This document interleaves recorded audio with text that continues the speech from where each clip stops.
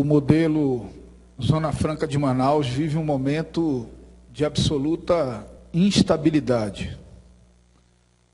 Não há nenhum projeto de planta industrial que se instale sem a garantia de estabilidade das regras econômicas e fiscais por pelo menos 10 anos. Nós já entramos no último decênio de validade da última lei que prorrogou a Zona Franca de Manaus. E assistimos já no último ano minguar os investimentos no polo industrial de Manaus. Eu participei da última reunião do Conselho de Administração da Suframa e todos noticiaram, induzidos pelos releases oficiais, a criação de algumas novas plantas industriais. Mas ninguém noticiou a anulação, também anunciada naquela reunião do Conselho, de quase 20 projetos industriais anteriormente aprovados. Portanto, o momento é de grande instabilidade.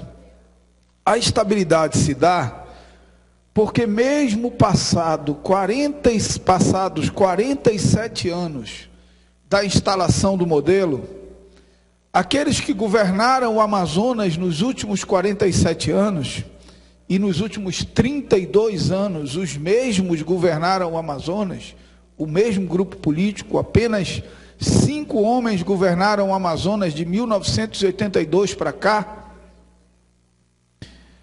não fizeram o dever de casa. E o dever de casa era dotar o Amazonas de infraestrutura logística que nos permitisse ser competitivos mesmo num ambiente de redução dos incentivos fiscais. O polo industrial de Manaus ainda precisa tanto dos incentivos fiscais, porque igual a 47 anos atrás, nós ainda não temos um porto público decente para regular a atividade portuária no estado do Amazonas.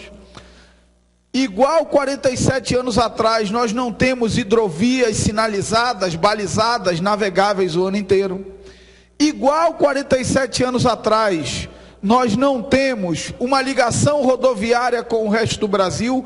Corrijo, durante esse intervalo nós já tivemos uma ligação rodoviária com o resto do Brasil, que foi a BR-319, e perdemos essa ligação.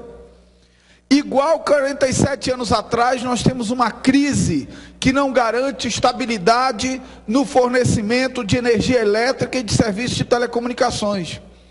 Portanto, o modelo continua única e exclusivamente dependente dos incentivos fiscais. E o que é mais lamentável, deputada Conceição, é que nesse ambiente em que os últimos governantes não cumpriram o dever de casa de dotar o Amazonas da infraestrutura necessária para ser competitivo no mundo globalizado, nós assistimos o líder da bancada do Amazonas no Congresso Nacional, líder do governo Dilma no Senado da República, ex-governador por 8 anos, tratar o tema não com a grandeza e com o espírito público que o tema exige, mas reduzir o que há de mais importante para a economia e para a vida do cidadão e da cidadã amazonense a uma guerra de vaidades e a uma guerra politiqueira, eleitoreira e descaradamente manipuladora. O senador Eduardo Braga hoje comporta-se como o principal inimigo da Zona Franca, deputado Zé Ricardo. Ninguém é mais inimigo do que ele, porque tentou uma manobra calhorda, covarde, oportunista, para adiantar a votação da PEC, com o objetivo de votá-la antes que o governador, que o prefeito e que outros chegassem a Brasília e pudesse dividir com eles os louros da renovação que eles fazem de tudo para apropriar-se, e diante disso criou um problema ainda maior para a aprovação. Nem valeu a manobra dele e nem valeu a promessa do governo federal. A manobra dele para votar anteontem e a promessa do governo federal para votar ontem. Quem garantirá, como bem disse o deputado Abdala Frache, salvo engano, os principais motores do polo industrial de Manaus, os principais responsáveis por uma prorrogação, deputado Abdala, é o trabalhador do chão da fábrica, é o dono da empresa, é quem está gerando recurso, é quem está fazendo a roda da economia girar. Esses que tentam aparecer na foto para dividir os louros são os inimigos, porque são aqueles que não dotaram o Amazonas da infraestrutura logística necessária para que nós fôssemos competitivos. E aí, num jogo de vaidades, num jogo canalha com os interesses do povo do Amazonas, subjugam o que há de mais importante para o futuro e para o presente da economia e dos direitos sociais dos trabalhadores e trabalhadoras do Amazonas, às suas vaidades pessoais e aos seus interesses eleitorais, deputado Luiz Castro. Isso é muita pequenez, e Vossa Excelência falou disso na sua fala.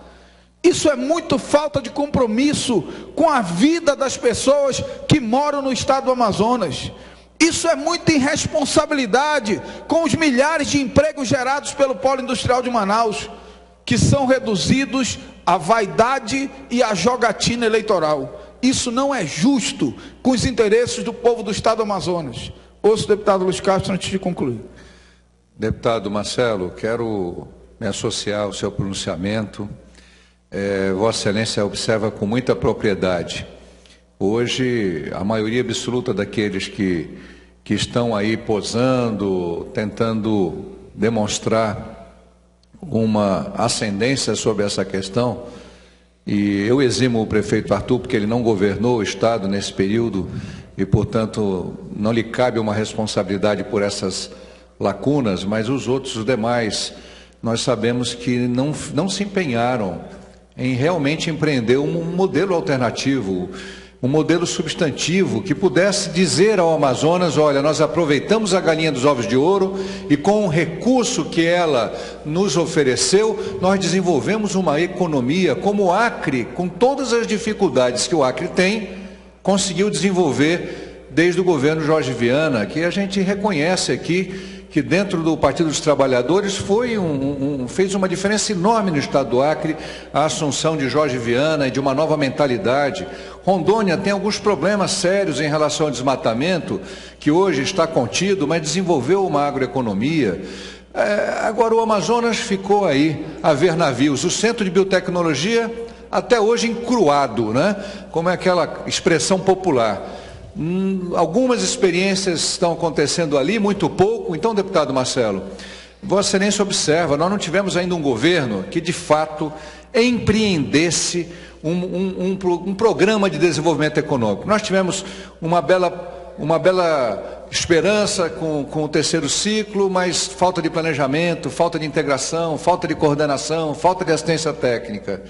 Tivemos depois Zona Franca Verde, conceitualmente era um grande avanço, muito bonito, eu mesmo acreditei, mas não se queria fazer de verdade. Aí vem esse Amazonas Rural, em que o ex-secretário de Produção falava: vai ter um programa de 1 bilhão e 100, mas o Estado só ia colocar 100 milhões, olha lá, que acho que nem colocou. O resto vinha de não sei onde, vinha do governo federal, vinha das agências bancárias. Então você anuncia 1 bilhão que vai aparecer magicamente. E não tem, de fato, uma política de ciência e tecnologia voltada para o desenvolvimento do nosso potencial biotecnológico. Com todo respeito à Secretaria de Ciência e Tecnologia, que tem bons quadros, e à FAPEAN, que faz um ótimo trabalho, está tudo desconectado. Não há um programa, uma diretriz, uma visão de gestão estratégica para desenvolver esse nosso potencial, seja no setor primário, no agroextrativismo, na biotecnologia, no turismo. Existem iniciativas positivas, mas não se trabalha a infraestrutura da forma como devia ser trabalhada. Se inaugurou a ponte de Iranduba sem preparar Iranduba para receber os turistas. Iranduba não tem hoje um potencial organizado para receber o turismo de fluxo da Copa. Passou-se mais de um ano gastando 1 bilhão e 100 milhões de reais nessa ponte, deputado Marcelo, e não se quis gastar 5 milhões para fazer um programa de desenvolvimento turístico em Iranduba, bem organizado com Iranduba e Manacapuru e Novo Airão. É a mesma coisa do futebol, se gasta 800 milhões ver e brasileiro chorar. É essa a nossa realidade. Parabenizo Vossa Excelência por seu pronunciamento, com o qual coaduno, e peço que o tempo seja descontado do meu tempo. Obrigado. Obrigado, deputado Luiz. Eu só concluo, deputada Conceição, dizendo... Marcelo, não sei se deputado Zé Ricardo.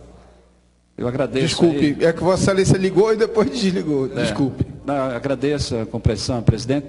Só para também participar desse vosso pronunciamento sobre a Zona Franca, porque, na verdade, está todo mundo apreensivo com a prorrogação da Zona Franca, com essa discussão, e acho que qualquer crítica que tiver, todas são pertinentes, porque está todo mundo ansioso, todo mundo está preocupado, não há dúvida nenhuma, porque todo mundo entende a importância da Zona Franca. Aí nós temos a questão eleitoral no meio, nós temos problema também se vai ser aprovado ou não esse ano, isso cria expectativas negativas, isso todo mundo concorda.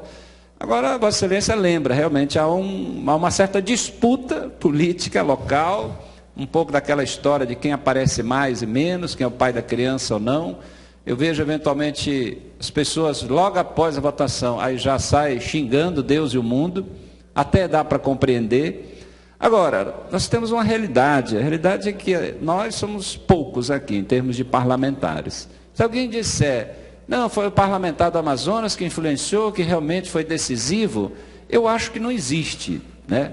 Dado o tamanho, nós estamos falando do interesse do Brasil, estamos falando de interesse de São Paulo, onde todas as bancadas até se uniram para apoiar o primeiro turno por conta de uma negociação. Acho que tem que cobrar do governo federal, esse é um ponto que, inclusive, eu chamo a atenção, acho que tem que ver os compromissos. Eu acredito no compromisso da presidenta Dilma, porque ela apresentou, tem articulações, talvez precisa ter uma finalização daquilo que vai ser definido em relação à lei de informática, que esse é um item que pesa nessas negociações, e aí nós estamos falando dos interesses dos grandes estados aí, que tem grandes bancadas, e aí lá é bancada do PT, do PSDB, do PSB, é de todos, estão lá defendendo o seu estado. Nós estamos defendendo o nosso estado. Mas nós temos que cobrar que o governo federal observe, não o estado A ou B, olha o Brasil. E aí a importância da Zona Franca, ela é Brasil, ela não é Amazonas, ela é parte de um processo industrial que nós temos no Brasil, onde aqui nós temos concentrado determinados segmentos que não tem em outro estado. E não há interesse de migrar para outro estado e nem permitir que se migre outros segmentos de outro estado para a Zona Franca. Isso, inclusive, já foi até superado, porque no passado havia grande interesse de colocar mais outros produtos. Nós temos que nos especializar aqui. Então, eu acredito que o governo federal tem um entendimento da importância da Zona Franca. Agora, a área de informática é poderosíssima e os parlamentares ao seu redor. Então, nós temos que estar atentos, cobrar, insistir que quem assumiu o compromisso das negociações faça isso, né? A presidenta Dilma precisa ser suscitada o tempo todo para que ela acompanhe de perto, porque é de nosso interesse. Portanto, quero me somar às preocupações todas que existem aí. Agora, todo mundo quer aparecer também, né? Todo mundo quer nessa hora ser o pai ou a mãe do assunto aí. Vai ser de todo mundo. Vai ser de todo mundo, porque todo mundo está tratando do assunto. Obrigado. Obrigado, deputado Zé Ricardo. Eu só concluo, deputada Conceição, dizendo que eu lamento que o senador que se julga tão importante para o Amazonas e para o país submeta interesses tão importantes do povo brasileiro às suas vaidades pessoais e à sua pequenez eleitoral. Por fim, deputada Conceição, só quero registrar, por dever de consciência, que não vi ontem muita gente aqui comemorando o aumento do número de vagas de deputados para o estado do Amazonas. Não havia momento mais inoportuno para aquela decisão do TSE. Aquilo é uma decisão que contamina negativamente a articulação relacionada à Zona Franca de Manaus. Portanto, nós precisamos ter noção de prioridade. E quem tem noção de prioridade entende que o estado do Amazonas deve abrir mão de qualquer outra coisa, em especial do aumento do número de deputados, se isso for o preço para garantir a prorrogação dos incentivos da Zona Franca de Manaus. Muito obrigado, senhora presidente. Muito obrigada, deputado Marcelo Ramos. Comunicação de liderança.